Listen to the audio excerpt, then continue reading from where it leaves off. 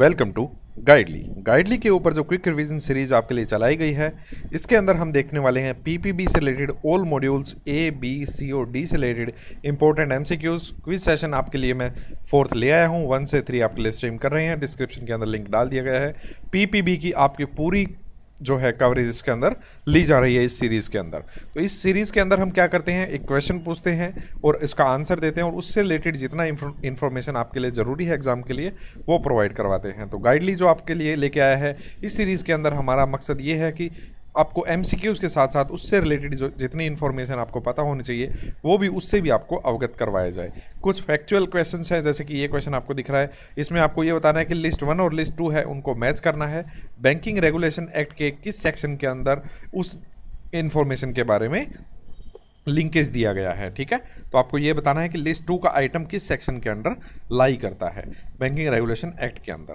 ठीक है, तो power to establish information, forms of business in which banking companies में एंगेज, किस बैंकिंग बिजनेस के अंदर बैंकिंग कंपनी जा सकती है, ऑडिट से रिलेटेड और प्रोहिबिशन ऑफ ट्रेडिंग से रिलेटेड। ठीक है, इस तरीके की जो जानकारियां हैं वो बैंकिंग रेगुलेशन एक्ट के किस सेक्शन के अंदर दी गई हैं। तो क्योंकि इसमें कुछ दिमाग लगाने वाली ज़्यादा चीज़ नहीं है, अगर आपने बार बार पढ़ा हो तो आपको पता होगा कि जो सेक्शन 6 है उसके अंदर दिया गया है forms of business in which banking companies में एंगेज, और सेक्शन 28 के अंदर विद ट्रिक्स मैं आपको भी पहले भी करवा चुका हूँ, एक बार और भी करवा दूंगा। ये सारे जो एक्ट्स हैं उनसे रिलेटेड जो इंपॉर्टेंट सेक्शंस हैं उनको विद ट्रिक्स आप कैसे याद रख सकते हैं। ठीक है, तो वो भी सेशन आपके लिए लेके आएंगे। पावर टू पब्लिश इंफॉर्मेशन, ये सेक्शन 28 के अंदर आता है। ठीक है, फिर आपका सेक्शन 8 के अंदर आता है प्रोहिबिशन ऑफ ट्रेडिंग के अंदर जो रोकथाम कहाँ कर सकते हैं कहाँ नहीं कर सकते। ठीक है, किस तरीके की ट्रेडिंग कर सकते हैं, तो वो आपके लिए सेक्शन 8 के अंदर है। और सेक्शन 30 के अंदर ऑडिट रिलेटेड इन्फॉर्मेशन दी गई है। तो आंसर बनेगा आपका BADC, तो ये आंसर बनेगा आपका B। ठीक है, चलिए नेक्स्ट है, in which of the following type note is not a type of time deposit. Time deposit कौन नहीं है। टाइम डिपॉजिट में क्या होता है, एक अमाउंट है वो आपका एक टाइम के अंदर बंध जाता है।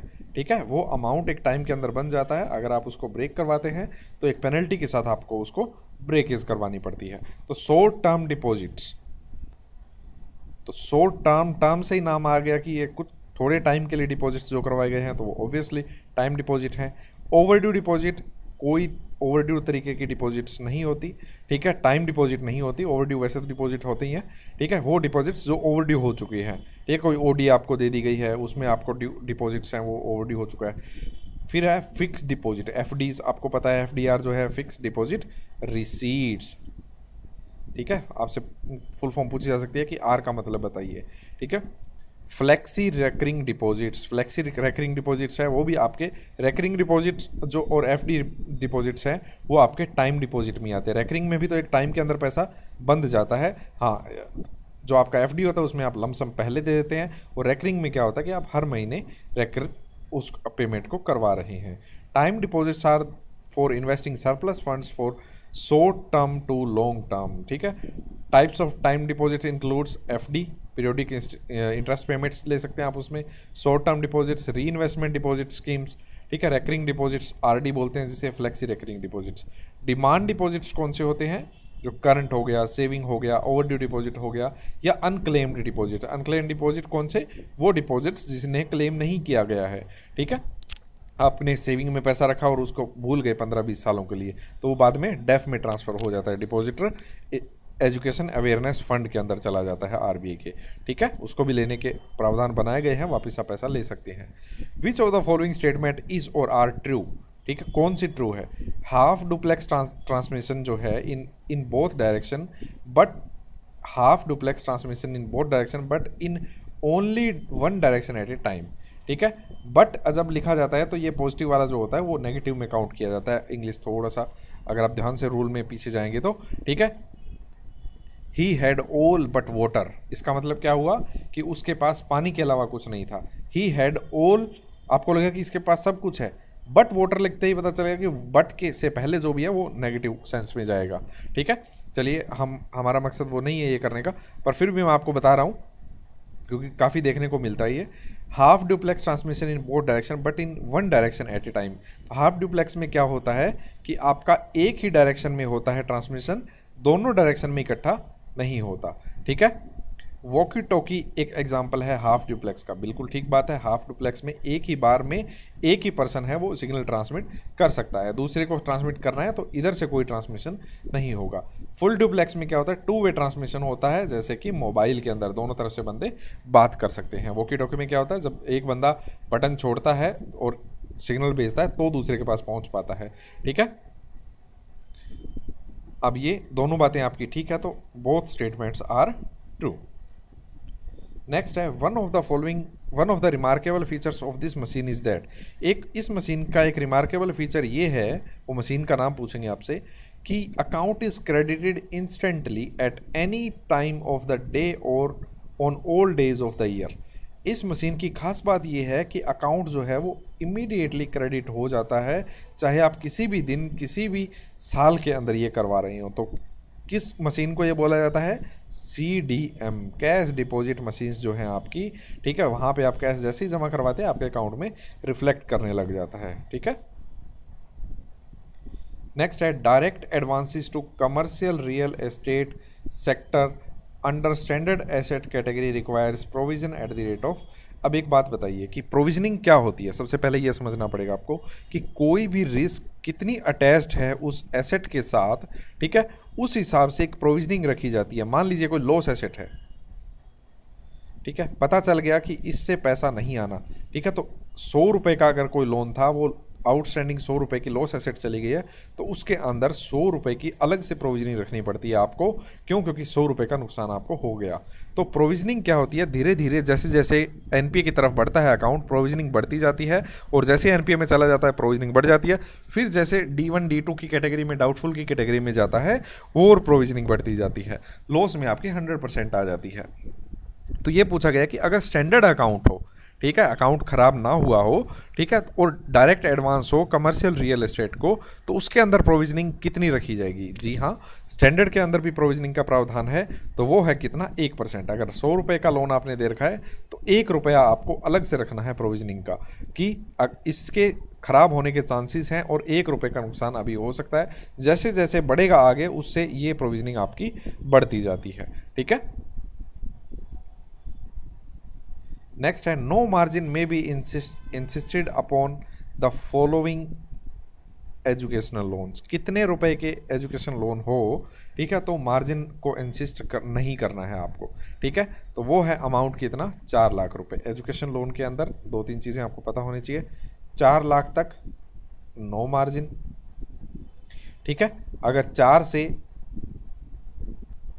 7.5 लाख तक है, ठीक है, 7.5 लाख भी क्यों बोला मैंने, मैं आपको बताऊंगा।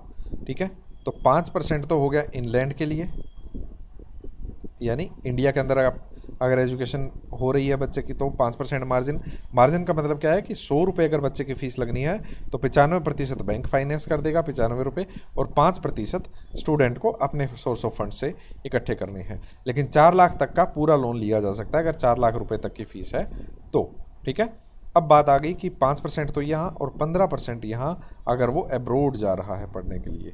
ठीक है, तो एब्रोड जा रहा है, तो अब देखिए एक क्वेश्चन के साथ कितनी चीज़ें आपको पता चल रही है। 7.5 लाख के बाद जो है बैंक्स को फ्री किया गया है कि आप अपने हिसाब से मार्जिन रख सकते हैं, और 7.5 लाख तक के बाद आप कोलेटरल ले सकते हैं। ठीक है, 7.5 लाख तक कोई कोलेटरल नहीं लेनी है, ये आपको पता होना चाहिए। ठीक है, you can not insist upon educational loans up to 7.5 lakh for collateral. ठीक है, यही इसके अंदर लिखा गया है कि banks can decide on margin for loans above 7.5 lakhs. Automated clearing system is और आर। ऑटोमेटेड क्लियरिंग सिस्टम के उदाहरण कौन कौन से हैं? चिप्स बिल्कुल है, ये यूएस के अंदर है। चैप्स का मतलब क्या हुआ, ये आपका ब्रिटिश पाउंड के अंदर। और चैट्स किस में करता है? हांगकांग में डील करता है। ठीक है, तो ये आपको तीनों के आंसर्स पता चल गए, तो आंसर बनेगा आपका ऑल ऑफ द अबव। थोड़ा सा बता देता हूँ इसके बारे में, यहाँ पे लिखा हुआ है। ठीक है, clearing house interbank payment system CHIPS जो है, ठीक है, allows large interbank transaction in US to clear. US के अंदर चिप्स जो है वो अलाउ करता है चैप्स जो है वो ऑटोमेटेड पेमेंट सिस्टम है जो फैसिलिटेट करती है लार्ज मनी ट्रांसफर्स को ब्रिटिश पाउंड के अंदर, और जो जेट्स है वो एक RTGS real time gross settlement का काम करता है for transfer of funds in Hong Kong. तो तीनों ही ऑटोमेटेड क्लियरिंग हाउस के उदाहरण हैं। नेक्स्ट है which of the following statement is true, कौन सी इसमें से ट्रू है। Repayment of loan depends upon borrowers capacity to pay. Repayment जो है लोन की वो देखने के लिए आप बोरोवर की कैपेसिटी देखते हैं, बिल्कुल देखते हैं, आप उसकी क्रेडिट हिस्ट्री देखते हैं, ठीक है। Repayment of loan depends on borrowers willingness to pay, बिल्कुल देखते हैं कि वो पे करना भी चाहता है कि नहीं, लौटाना भी चाहता है कि नहीं पैसा, ये पहले ही आप देख लेंगे लोन देने से पहले। Repayment of loan depends upon borrowers income generation, बिल्कुल आप इनकम क्राइटेरिया के हिसाब से ही उसको लोन देंगे, ईएमआई एनएमआई रेशो देखते हैं आप उसका, ठीक है, जो आरबीआई का प्रावधान है, ठीक है। तो आंसर बने आपका all of the above. Safety जो है वो फॉरमोस्ट पहली जो चीज़ है वो मोस्ट इंपॉर्टेंट प्रिंसिपल है गुड लैंडिंग के अंदर। When a banker lend certain monies he has to ensure that advance is safe and that money lent will come back, बिल्कुल हाँ, एक रिटर्न के साथ वो मनी वापस भी आनी चाहिए। The banker is a custodian of public fund and lends money entrusted to his care by the depositor to be repaid in accordance with the tenure of deposit. अगर किसी ने 7 साल के लिए एफडी करवाई है, ठीक है, और आप एक लोन दे रहे हैं 6 साल के लिए, तो या मान लेते हैं 7 साल के लिए, तो आप चाहेंगे कि 7 साल के अंदर वो पैसा वापस आ जाए ताकि इसका जो पैसा आप यूज़ कर रहे हैं लोन देने के लिए वो आप उसे वापस चुका सकें, ठीक है। तो एक ट्रस्ट का काम है ये, पब्लिक मनी के साथ हम डील कर रहे होते हैं, ठीक है, तो उसको सेफ्टी के साथ लैंड किया जाना चाहिए। तो सारी चीज़ें देखनी पड़ती है, कैपेसिटी देखनी पड़ती है, विलिंगनेस, इनकम जनरेशन, ये सारी चीज़ें सेटिस्फाई होने के बाद ही लोन दिया जाता है किसी को, ठीक है। पीरियोडिक अपडेशन का बारे में आपको पहले ही बताया हुआ है कि एटलीस्ट कितने साल में एक बार लो रिस्क कस्टमर के लिए अपडेशन केवाईसी का होना चाहिए। केवाईसी का फुल फॉर्म आपको पता ही है, नो योर कस्टमर। KYE क्या होता है, नो योर एम्प्लॉई, ठीक है। तो लो रिस्क कस्टमर के लिए 10 साल में, और हाई मीडियम रिस्क के लिए 8 साल में, और हाई रिस्क के लिए 2 साल में KYC अपडेशन होना जरूरी है। As customer profile like occupation, location, financial resources, turnover is likely to change over a period of time, it is necessary to undertake periodical updation of customer data, ठीक है, ताकि आप ऑक्यूपेशन, लोकेशन, फाइनेंशियल रिसोर्सेज, उसकी income कितनी बढ़ गई, कितनी कम हो गई, ये सारी चीज़ें पीरियोडिकली चेक करनी होती है आपको, और ये भी चेक करना होता है कि कस्टमर जिंदा है कि नहीं है, ठीक है। Documents that may have expired in case of changes. Periodic updation is required to be done at least 2 years, every 2 years for high risk customer, at least every 10 years for low risk, and at least every 8 years for medium risk customers, ठीक है। तो पूछा तो गया था low risk के लिए और बता दिया गया आपको तीनों के लिए। यही खास बात है इस सीरीज़ की, अगर आप ध्यान से सुनेंगे तो कितने टॉपिक्स आपके इस सीरीज़ के थ्रू ही क्लियर हो जाएंगे। Improving internal effectiveness in banking system includes MIS। MIS का मतलब क्या होता है, इफेक्टिवनेस लाने के लिए, इंटरनल इफेक्टिवनेस लाने के लिए MIS का इंट्रोडक्शन लाया गया था, ठीक है। तो MIS का मतलब क्या होता है, मैनेजमेंट इंफॉर्मेशन सिस्टम्स। चलिए पढ़ते हैं इसके बारे में। Management information system full form तो हो गई। फोकस जो है वो शिफ्ट हुआ है, has been shifted to adoption of latest technology in banking, revolving around analytic leads आती है आपके पास, business intelligence to enhance customer relationship management, CRM, ठीक है। कस्टमर रिलेशनशिप को इम्प्रूव करने के लिए जो आपकी टेक्नोलॉजीज़ हैं उनका एडॉप्शन किया गया है, ठीक है। सिमिलरली वैसे ही इंटरनल इफेक्टिवनेस लाने के लिए, रिस्क को मिटिगेट करने के लिए, मैनेज करने के लिए, ठीक है, MIS का भी सहारा लिया गया है। MIS है मैनेजमेंट इंफॉर्मेशन सिस्टम। नेक्स्ट है विसल ब्लोअर पॉलिसी, जो प्रोटेक्ट करती है राइट्स को, जो कस्टमर्स हैं उनके, एम्प्लॉय है उनके, एक ऑर्गेनाइजेशन है उनके, ठीक है। बिगर क्राइसिस को रोकने के लिए एक विसल ब्लोअर पॉलिसी लाई गई है। उसमें कहा जाता है कि जिसने भी इसके अंदर विसल ब्लोअर को यूज़ किया है, ठीक है, और विसल ब्लो की है, उसके अंदर बताया है कि यहाँ पे ये गलत हो रहा है, तो उसकी आइडेंटिटी को एनोनिमस रखा जाता है, ठीक है। तो जो सिग्नल को बताता है, ठीक है, उसकी प्रोटेक्शन मिलती है उस पर्सन को, ठीक है, उसकी आइडेंटिटी को। क्या ये बात सही है? बिल्कुल ठीक बात है, ठीक है। प्रोटेक्शन देते हैं और देनी जरूरी भी है, तो ये बात सही है, ठीक है। The objective is to encourage employees, customer or general public to come forward with any information pertaining to illegal or unethical activities, ठीक है, जो कि कहीं पे भी देखने को अगर मिलती है तो विसल ब्लोअर पॉलिसी के थ्रू बताया जा सकता है हायर अथॉरिटीज़ को।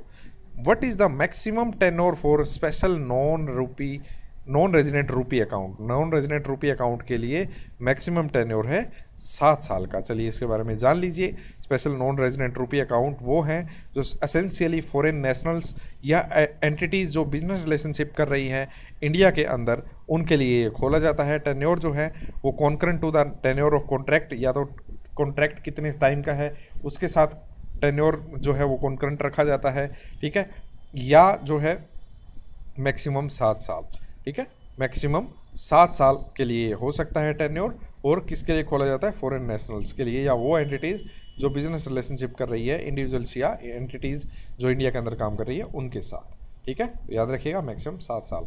वो कमेटी जिसने कहा था कि एटीएम्स को सेटअप किया जाना चाहिए इंडिया के अंदर, उसका नाम क्या था? तो वैसे तो आपको याद रहेगा नहीं, चलिए एक मैं ट्रिक बता देता हूँ कि आपको पता है एटीएम ब्राउन लेबल होते हैं और वाइट लेबल होते हैं, ठीक है। तो आपने देखा कि ब्राउन, वाइट, ये तो रंगों का जिक्र है।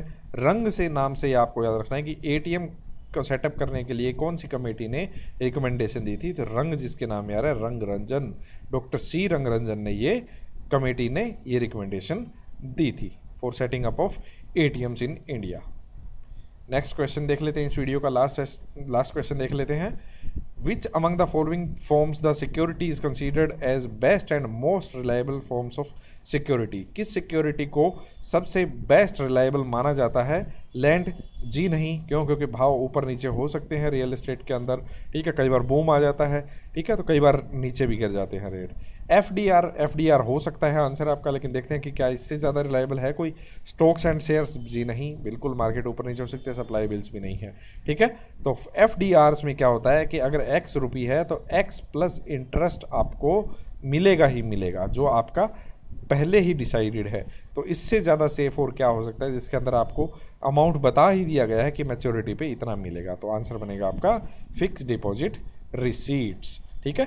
चलिए, आपको जैसे कि पता है गाइडली अपकमिंग डेज के अंदर आपके लिए क्या लेके आने वाला है? Chapter wise sessions, tricky concept, जैसे मैंने आपको ट्रिक के साथ बताया आंसर, ठीक है, मॉड्यूल वाइज एमसीक्यूज, और आपको पता होना चाहिए कि हैंड होल्डिंग रखेगा सीआईबी आपके लिए, जब आप गाइडली आपके लिए जब तक आपका सीआईबी तक क्लियर नहीं हो जाता, ठीक है। अगर आपको वीडियो अच्छी लगी है तो लाइक कीजिए, शेयर कीजिए अपने दोस्तों के साथ, और अगर आपको कोई चीज़ कम लगी है, कोई चीज़ में कमी लगी है तो कमेंट करके ज़रूर बताइएगा ताकि उसमें सुधार किया जा सके।